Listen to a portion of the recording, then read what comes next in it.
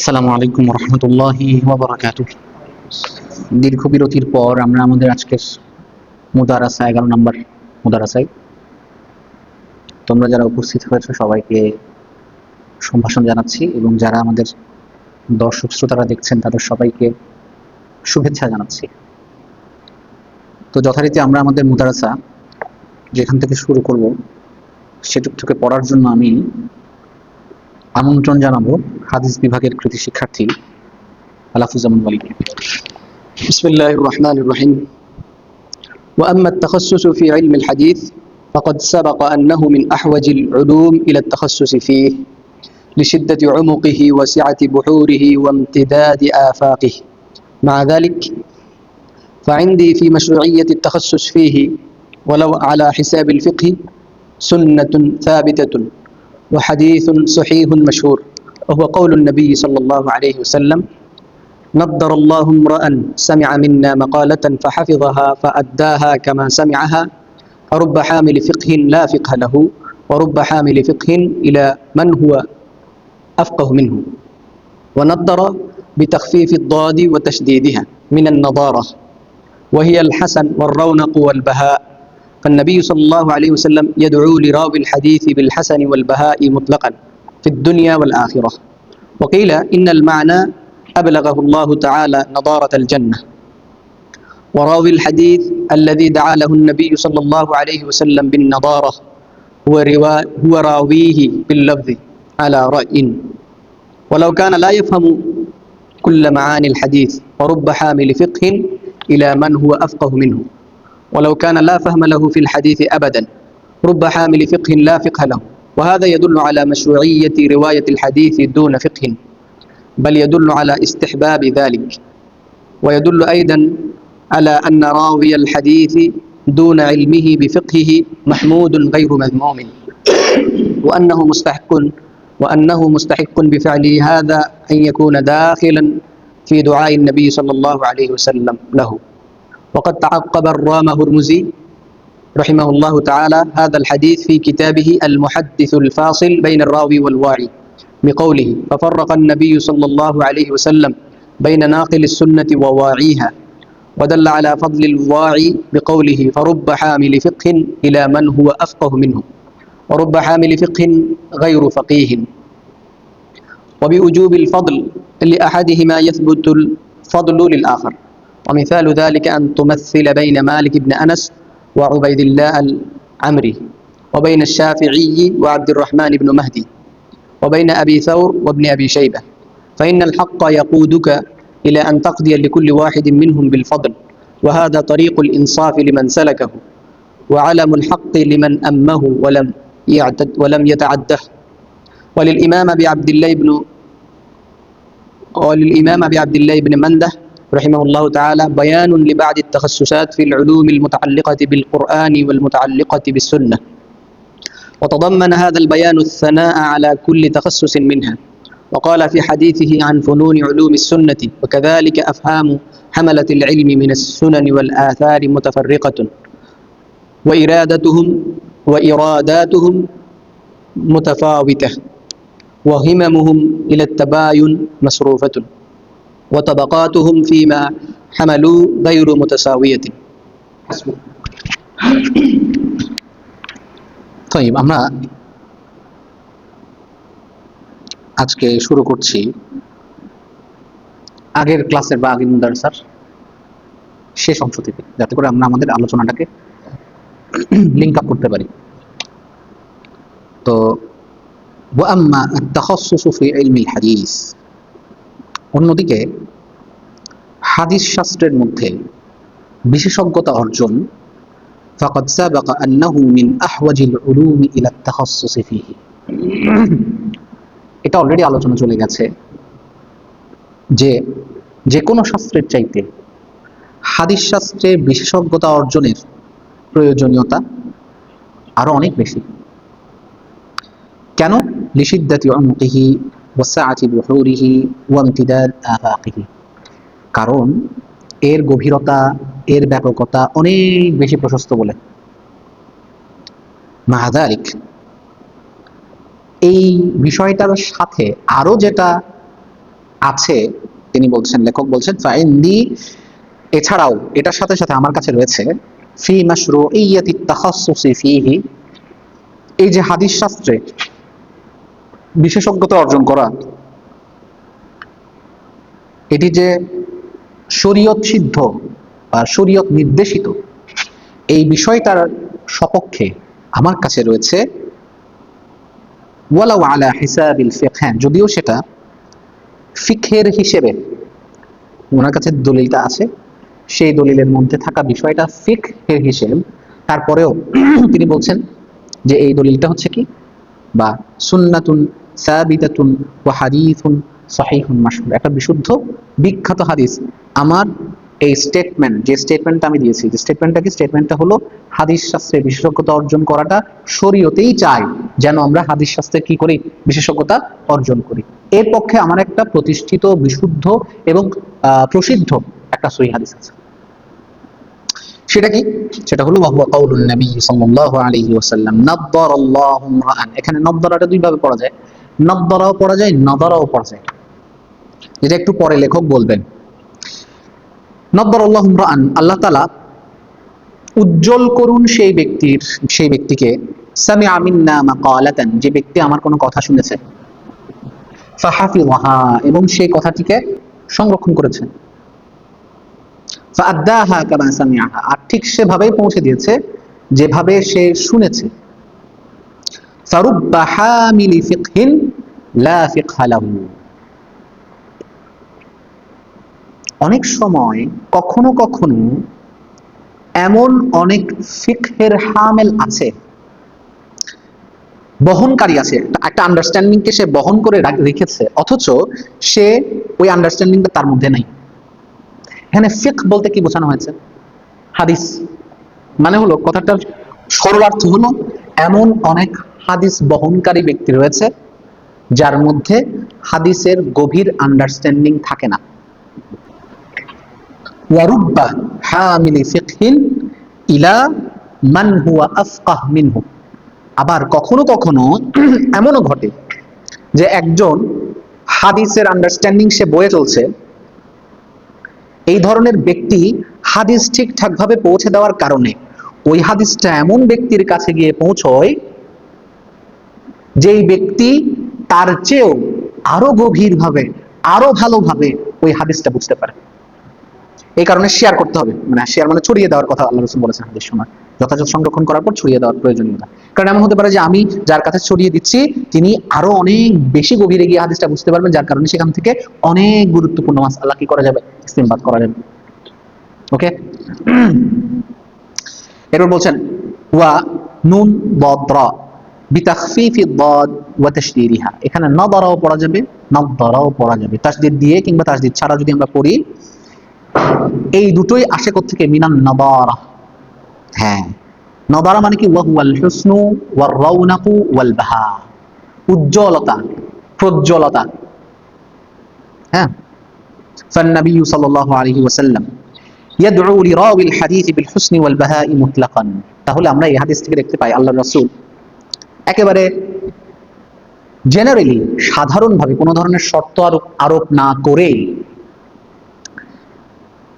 হাদিস বর্ণনাকারীর জন্য দোয়া করছেন যেন সে উজ্জ্বল হয়, সৌভাগ্যবান হয়। ওকে, আচ্ছা, প্রজ্জ্বল হয়, ফিদ দুনিয়া ওয়াল আখিরা, দুনিয়া এবং আখিরাতে। ওয়াকিলা, আবার বলা হয় মানে কেউ কেউ বলেছেন এই হাদিসের অর্থ হচ্ছে কি, ইন্নাল মানা, এই হাদিসটির অর্থ হলো আবলাগাহু আল্লাহু তাআলা নাদারাতাল জান্নাহ, তাকে যেন আল্লাহ তাআলা জান্নাতের সৌন্দর্যের কাছে পৌঁছায় দেন। তার মানে যে ব্যক্তি হাদিস বর্ণনা করেছে ঠিকঠাক ভাবে, তার জন্য আল্লাহ রাসূল দোয়া করছেন আল্লাহ যেন তাকে জান্নাতে পৌঁছায় দেন, জান্নাতের সৌন্দর্যের কাছে পৌঁছায় দেন। وراوي الحديث الذي دعا له النبي صلى الله عليه وسلم بالنضارة هو راويه باللفظ على رأي, একটা মত অনুযায়ী আল্লাহর রাসূল এই হাদিসের মধ্যে যেই হাদিস বর্ণনাকারীর জন্য দোয়া করেছেন সেটা কেমন হাদিস বর্ণনাকারী, সেটা হচ্ছে আর রাওয়ি বিল লফজ, মানে যে অক্ষরে অক্ষরে হাদিসটা কি করেছে, বর্ণনা করেছে। ঠিক যেভাবে আল্লাহ রাসূলের থেকে শুনেছে ঠিক সেই অক্ষরে হাদিস বর্ণনা, তবে এটা একটা মত। আচ্ছা, এরপর বলা হচ্ছে ওয়ালাউ কানা লা ইয়াফহামু কুল্লা মাআনি আল হাদিস, এবং সে যদি ওই হাদিসের সামগ্রিক অর্থ নাও বুঝে থাকে তারপরেও সে আল্লাহ রাসূলের দোয়ার অন্তর্ভুক্ত হবে। তার দলিল কি? তার দলিল এটাই যে আল্লাহ রাসূল বলছেন এটা একটা ন্যাচারাল বিষয়, সবার বুঝ সমান হবে না, সবার বুঝ সমান না, কিন্তু বহন করার সক্ষমতা অলমোস্ট সবার কাছাকাছি। কথা বুঝাতে পারছি? আচ্ছা, এই কারণে আল্লাহ রাসূল কি বলছে, ওয়ারুব্বা হামিল ফিকহিন ইলা মান হুয়া আফকাহ মিনহু ওয়ালাউ কানা, আর যদিও কানা লা ফাহমা লাহু ফিল হাদিস আবাদা, তার যদি হাদিসে কোনো আন্ডারস্ট্যান্ডিং নাও থাকে। দুইটা কথা আছে, একটা হচ্ছে কি, কারণ ওই হাদিসে আল্লাহ রাসূল বলছেন যে হাদিসের ব্যাপারে কোনো আন্ডারস্ট্যান্ডিংই নেই তার, এই ধরনের ব্যক্তিও এই দোয়ার অন্তর্ভুক্ত হবে। আবার হাদিসের আন্ডারস্ট্যান্ডিং আছে কিন্তু কি কম, সেও এটার অন্তর্ভুক্ত, কারণ আল্লাহ রাসূল বলেছেন রুব্বা হামিল ফিকহিন লা ফিকহা লাহু। আচ্ছা, এখানে দুটো হামিশ ফুটনোটের মধ্যে দুটো চমৎকার আলোচনা আছে। যেমন হাদিসটা দেওয়ার পর 1 নাম্বার, তার আগের পৃষ্ঠা 47 নম্বর পৃষ্ঠার 1 নাম্বার ফুটনোটটা একটু দেখো। লেখক বলছেন হাদিসুন সহিহুন মাশহুর, এই হাদিসটি হচ্ছে বিশুদ্ধ এবং মাশহুর হাদিস, প্রসিদ্ধ হাদিস। আচ্ছা, মাশহুর কাকে বলে? যে হাদিসের, আচ্ছা রাইট, মাশহুর মুহাদ্দিসিনদের কাছে একটা সংজ্ঞা, আর ফকি বা হানাফিদের কাছে, বিশেষ করে তোমরা পড়েছো নিশ্চয়ই, মিড টার্মের সময় পড়েছো, তাই না? আচ্ছা, হানাফিরা মাশহুর বলেন যে প্রথম তিনটা তবাকা মানে হচ্ছে সাহাবীর তবাকা, তাবির তবাকা, তাবির জেনারেশন, এবং আতবাউত তাবিঈনের জেনারেশন। তাহলে এই তিনটা জেনারেশন হচ্ছে মূল। আচ্ছা, এখানে হানাফিরা একভাবে সংজ্ঞায়ন করেন এবং এটাকে আলাদা একটা প্রকার হিসেবে সংজ্ঞায়ন করেন, আর মুহাদ্দিসিনরা কি করেন, খবরে আহাদের একটা প্রকার হিসেবে কি করেন, গণনা করেন। ওকে, তো হানাফিদের কাছে মাশহুর হচ্ছে এই যে জেনারেশন আছে আল্লাহর রাসূলের কাছ থেকে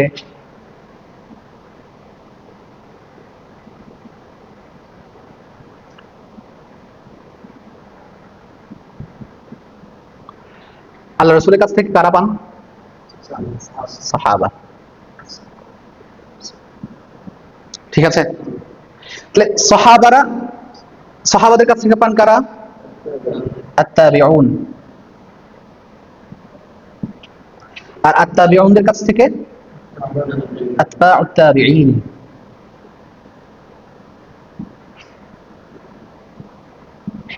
এখন ওনারা যেটা বলছেন সেটা হচ্ছে রাসূল থেকে সাহাবীর কাছ থেকে আহাদ হিসেবে এসেছে। আহাদ মানে একজন বা দুজন বর্ণনা করেছেন, মুতাওয়াতির পর্যায়ে পৌঁছায়নি। ঠিক আছে, কিন্তু বাকি এই জায়গাগুলো সাহাবীদের থেকে তাবিঈ এবং তাবিঈদের থেকে আতবাউত তাবিঈ, এই অংশটা আবার মুতাওয়াতির হয়েছে। কথা বোঝাতে পারলাম? মানে হলো আল্লাহর রাসূল থেকে সাহাবী পেয়েছে, মানে সাহাবীরা নিয়েছেন আহাদ হিসেবে, অর্থাৎ সাহাবীদের সংখ্যা আল্লাহ রাসূল থেকে নেওয়ার সময় একজন দুজনের বেশি হয়নি, মানে মুতাওয়াতির পর্যায়ে পৌঁছায়নি সেটা। কিন্তু সাহাবীর থেকে তাবিঈ নিয়েছেন মুতাওয়াতির সংখ্যক, এবং তাবিঈ থেকে আতবাউত তাবিঈ নিয়েছেন মুতাওয়াতির সংখ্যক। এই ধরনের হাদিসকে হানাফিরা বলে মাশহুর। ওকে, অন্যদিকে সাহাবীরা, মুহাদ্দিসরা যখন এটাকে সংজ্ঞায়ন করেন, তারা সংজ্ঞায়ন করেন কিভাবে দেখো, আচ্ছা তো নতুন করে না লিখে, যেমন দেখো সংজ্ঞায়ন করেন কিভাবে, তারা বলেন, তারা এইভাবে করেন না, তারা বলেন যে কোনো একটা তবাকায়, প্রত্যেকটা তবাকায় যদি 3 জন করে থাকেন, প্রত্যেক তবাকায় 3 বা 3-এর অধিক, আবার যেটা কতটুকু পৌঁছাবে না, মুতাওয়াতির পর্যন্ত হবে না, সেটাকে কি বলা হয়? মাশহুর বলা হয়। তাহলে টোটালি ডিফারেন্ট দুইটা প্রকার। আহাদের প্রথম প্রকার হচ্ছে মাশহুর, আজিজ, গরিব। বুঝতে পারলাম?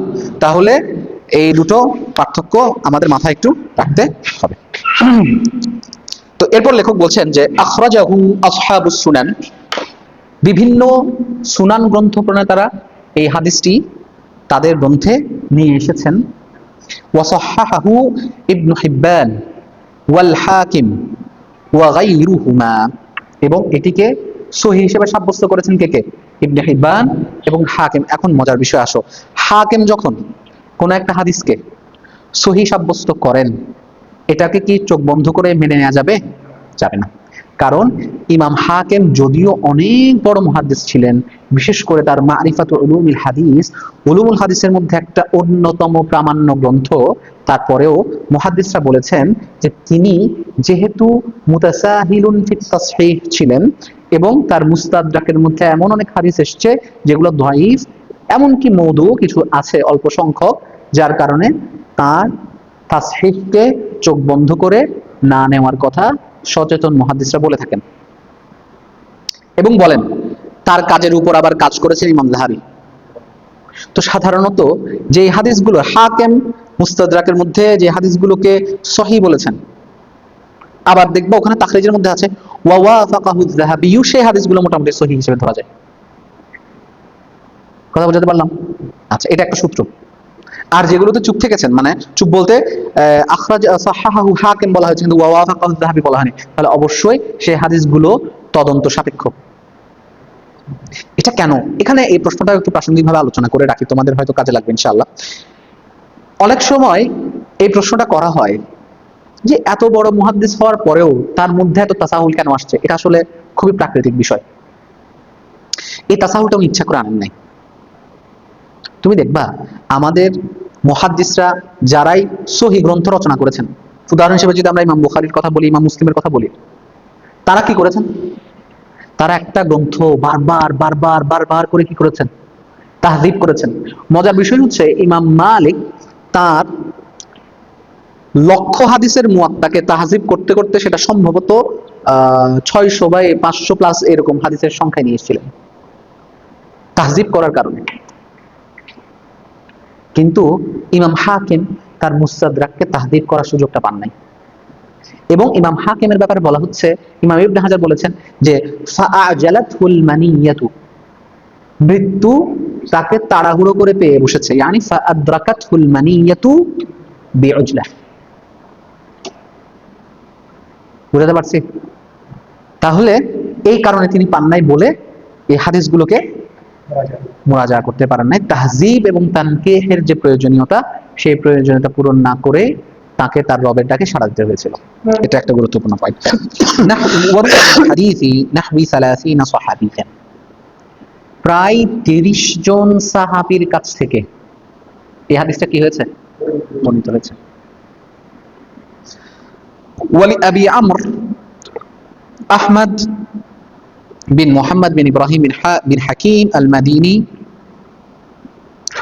জুজউন হাদিসিয়ুন। মজার বিষয় হচ্ছে এই ভদ্রলোকের, আমরা যে স্কলারের নামটা এখন পড়লাম, তার একটা আলাদা জুজ আছে। জুজ তো তোমরা জানো, জুজ মানে কি? জুজ মানে হচ্ছে অল্প সংখ্যক হাদিস নিয়ে একটা আলাদা খণ্ড বের করা। হাদিসের পরিভাষায় কি বলা হয়? এটাকে জুজ বলা হয়। যেমন ইমাম যাহাবী তার তারিখের মধ্যে অনেকের জীবনী নিয়ে আসছেন, তাই না? আবার ইমাম বুখারীর জীবনীটাকে আবার আলাদা করে বের করে দিয়েছেন, জুজউন ফি তারজামাতি আল ইমামিল বুখারী। বুঝতে পারছি? হাদিসের জুজ হচ্ছে কোন একটা নির্দিষ্ট টপিকে ওই হাদিসগুলোকে একত্রিত করে আলাদা খণ্ড আকারে বের করা। যেমন ইমাম বুখারীর এরকম জুজের কিতাব আছে, জুজ ও রাফউল ইয়াদাইন। রাফউল ইয়াদাইনের হাদিস বুখারীতে আছে ঠিক, কিন্তু ওটার গুরুত্ব তার কাছে আলাদা হওয়ার কারণে তিনি কি করেছেন? আলাদা করে বের করেছেন। তো এরকম একটা জুজউন হাদিসই আছে যেটার নাম দিয়েছেন, আচ্ছা, ওয়ালি শাইখ আব্দুল মুহসিন আল আব্বাদ। আর শাইখ আব্দুল মুহসিন আল আব্বাদের একটা আর্টিকেল আছে, দিরাসা আছে, রিসার্চ আছে। সেটা কি? দিরাসাতু হাদিস নাদ্দারাল্লাহু ইমরাআন সামিআ মাকালাতি রিওয়ায়াতান ওয়া দিরায়া। ওকে, তাহলে আমাদের যাদের এই হাদিসটা নিয়ে আরো ফার্দার স্টাডি করার ইচ্ছা আছে, আমরা এই সোর্সেস গুলো একটু ঘেঁটে দেখতে পারি। আর 2 নম্বরটা দেখো, আলা রাইন যেটা বলা হয়েছে, মানে আক্ষরিক হাদিস অক্ষরে অক্ষরে যারা বর্ণনা করবে তাদের কথা এইটাতে বলা হয়েছে। এটা কার মত সেটা একটু দেখো। ওয়ায়াদখুলু ফিল হাদিসি আইদান আর রাওয়ি বিল মানা, তবে এই হাদিসের অধীনে মানে আল্লাহ রাসূলের দোয়ার অধীনে সেই সমস্ত রাবী বা বর্ণনাকারীরাও পড়বেন যারা অর্থ মানে শুধু হাদিসের মিনিংটা কি করেন, প্রচার করেন, মানে হুবহু অক্ষরে অক্ষরে না, যেটা বুঝেছেন সেই আন্ডারস্ট্যান্ডিংটা শেয়ার করেন। যেমন সাধারণত কিন্তু কিছু শর্ত সাপেক্ষে রিওয়ায়া বিল মানা জায়েজ, এবং এটা ছাড়া আসলে হাদিস প্রচার সম্ভব না। ঠিক আছে, তো এই কারণে তারাও কি এটার অন্তর্ভুক্ত হবেন। ইলা হাযা ذهب الامام اللغوي احمد بن فارس في كتابه مأخذ العلم، তার মাখযুল ইলম এই বইয়ের মধ্যে তিনি এই মত পোষণ করেছেন। حيث علق على الحديث بقوله، এমন কি তিনি এই হাদিসের শেষে নোট দিয়েছেন, তালিক দিয়েছেন, কি দিয়েছেন? انما اراد ان يبلغه في صحة المعنى واستقامة المراد به। তিনি মূলত চেয়েছেন ইন্নামা আরাদা, তিনি চেয়েছেন যে আইয়ুবাল্লিগাহু ফি সিহহাতিল মা'না, অর্থ যেন কি থাকে, সঠিক থাকে, শুদ্ধ থাকে, শুদ্ধ অর্থ যেন তাকে পৌঁছানোর ক্ষেত্রে ওয়াস্তিকামাতিল মুরাদ বিহি, এবং এই হাদিসের যেটা উদ্দেশ্য সেই উদ্দেশ্য যেন অটুট থাকে, অটুট অবস্থায় যেন সে পৌঁছাইতে পারে। বাকি এরপর রিওয়ায়া বিল মা'না করলে কোনো অসুবিধা নাই। মিন গায়রি জিয়াদা ওয়ালা নুকসান, কোনো ধরনের বাড়তি কিংবা কমতি করা ছাড়া। যে বাড়তি কমতিটা ইউগাইয়িরানিল মা'না, অর্থকে পরিবর্তিত করে দেবে, এই ধরনের নয়, বরঞ্চ রিওয়ায়া বিল মা'না যদি করে থাকে, অর্থটাও যদি সে শেয়ার করে থাকে, মিনিংটাও যদি সে শেয়ার করে থাকে, তাহলে কি সে এই হাদিসের মধ্যে আল্লাহ রাসূলের দোয়ার অন্তর্ভুক্ত হবে। ফাইন কিল, এখন যদি বলা হয় কাইফা ইয়ারউইহি বিল মা'না ওয়া হুয়া লা ফিকহা লাহু, আচ্ছা আন্ডারস্ট্যান্ডিং ছাড়া রিওয়ায়া বিল মা'না করা যায়? তুমি বুঝলে না তোমার রিওয়ায়া বিল মা'না করতে পারবা না। যেমন আমি মনে করো ওয়ালিকে বললাম, ওয়ালি আমরা এখন ক্লাস করাবো। ওয়ালি উসমানের কাছে গিয়ে বললো বা ক্লাসে গিয়ে বললো, আবরার স্যার বলেছেন, না আবরার স্যার বলেছেন ওয়ালি আমরা এখন ক্লাস করাবো। এটা হচ্ছে কি রিওয়ায়া বিল লফজ। আর রিওয়ায়া বিল মা'না কি? আবরার স্যার বলেছেন তিনি এখন ক্লাস নেবেন, অথবা আবরার স্যার কিন্তু এখন ক্লাস নেবেন, এটাও কি রিওয়ায়া বিল মা'না। এখন যদি সে আমার কথাটার অর্থ পুরোপুরি না বুঝতো, তার পক্ষে এইভাবে প্যারাফ্রেজিং করা কি সম্ভব ছিল? না। কথা বুঝাতে পারছি? তাহলে এটা বলছে, তাহলে এখন হাদিসে তো বলছে কি লা ফিকহা লাহু, মানে তাহলে যার আন্ডারস্ট্যান্ডিংই নাই সে কেমনে রিওয়ায়া বিল মা'না করবে? যদি এটা বলা হয়ে থাকে, এই প্রশ্ন যদি করা হয়, ওয়া আউয়ালু শারতিন লিররিওয়ায়াতি বিল মা'না, আর রিওয়ায়া বিল মা'নার প্রথম শর্তটা হচ্ছে আইয়াকুনা রাওয়ি ফাকিহান, যারা রিওয়ায়া বিল মা'না জায়েজ করছেন তারা যে শর্তগুলো দিয়েছেন তার প্রথম শর্ত কি? ফাকিহ, মানে ডিপ আন্ডারস্ট্যান্ডিং, তার ডিপ আন্ডারস্ট্যান্ডিং এর কোয়ালিটিটা থাকতে হবে, তার ক্যাপাসিটি থাকতে হবে, এবিলিটি থাকতে হবে। লিকাই লা ইউহাররিফাল মা'না, যাতে করে সে অর্থকে চেঞ্জ না করে ফেলে, বিকৃত না করে। ওয়াল জবাব, এর উত্তর হলো আন্নার রাওয়ি গায়রাল ফাকিহি قد يروي الحديث باللفظ عن شيخ فقيه, আচ্ছা كان قد رواه له بالمعنى, আচ্ছা এমনটা হইতে পারে না, মনে করো ফিকহ নাই এরকম একজন ব্যক্তি ওই হাদিসটা এমন শাইখের কাছ থেকে বর্ণনা করেছেন, ওই শাইখ আবার ফকিহ, তবে তিনি ওই স্টুডেন্টকে বর্ণনার সময় রিওয়ায়া বিল মা'নাটাই বর্ণনা করেছেন। তার মানে ওই শাইখ আল্লাহ রাসূলের হাদিসটা কি হিসেবে নিয়েছেন? রিওয়ায়া বিল মা'না, ভালো করে বুঝেছেন, রিওয়ায়া বিল মা'না করেছেন। তো আলটিমেটলি রিওয়ায়া বিল মা'না সরাসরি ওই ব্যক্তি থেকে হইতে হবে এমন কোনো কথা নাই। তার টিচার যদি রিওয়ায়া বিল মা'না তাকে করে, সে যদি ওইটা আবার লফজে লফজে করে, তাহলে আলটিমেটলি সে রিওয়ায়া বিল মা'নাটাকে লফজে লফজে করলো। যেমন আমি বললাম যে এই ওয়ালি, চেয়ারম্যান স্যার বলেছেন কালকে তোমাদের একটা পরীক্ষা হবে নাকি। এখন ওয়ালি মনে করো বোঝার ঝামেলায় গেল না, সে ঠিক ওই কথাটাই লফজ লফজ বর্ণনা করলো, এই শোনো চেয়ারম্যান স্যার বলেছেন কালকে একটা পরীক্ষা হবে। তাহলে আমি কিন্তু তাকে কি করেছি? রিওয়ায়া বিল মা'না করেছি। সে ওই রিওয়ায়া বিল মা'নাটাকে ক্লাসে গিয়ে কি করলো? একেবারে লফজান লফজান, অক্ষরে অক্ষরে, তাহলে আলটিমেটলি সে বর্ণনাগুলো কি রিওয়ায়া বিল মা'নাই, তবে অক্ষরে অক্ষরে, এই কথাটাই বলছেন এখানে। আচ্ছা, সায়াদখুলু মান লা ফিকহা লাহু ফি ফাদলি হাযাল হাদিস বিযালিক, আর এর মাধ্যমে সে রিওয়ায়া বিল মা'নাটাকে রিওয়ায়া বিল লফজ করার মাধ্যমে হাদিসের অন্তর্ভুক্ত হচ্ছে। আচ্ছা, আও অথবা আন্না মা'নাল হাদিসি কানা যাহিরান জিদ্দান লা ইয়াহতাজ ইল্লা ইলা ফাহমিন যাহিরিয়্যিন। আচ্ছা, আরেকটা সম্ভাবনা আছে, এই হাদিসে ফিকহ বলতে আসলে গভীর আন্ডারস্ট্যান্ডিং না, জাস্ট একটা ফাহাম বুঝাইছে, শুনেই মানুষ যেটুকু জাহির ভাবে বুঝতে পারে। কারণ একজন মানুষ সে গভীর আন্ডারস্ট্যান্ডিং ছাড়াও তার একটা সাথী বুঝ হয় না সব কথার, সাধারণ একটা জেনারেল সবার একেবারে এই বুঝটা থাকতে পারে, ফাহাম জাহিরি, এটাই বুঝাইছে হাদিস, এটার একটা সম্ভাবনা আছে। লিইদরাকিহি ফায়ুমকিন হিনাইদিন লিগাইরি ফাকিহি আন ইয়ারুয়াহু বিল মানা, তখন আবার কি হইতে পারে, ওই জেনারেল বুঝটা নিয়ে একজন ব্যক্তি ফাকি না হয়েও সে রিওয়ায়াত বিল মানা করতে পারে। লিয়াদখুলা বিযালিকা, আবার এর মধ্য দিয়ে সে লিয়াদখুলা বিযালিকা রাওয়ি গায়র আল ফাকিহ ফি ফাদল আল হাদিস,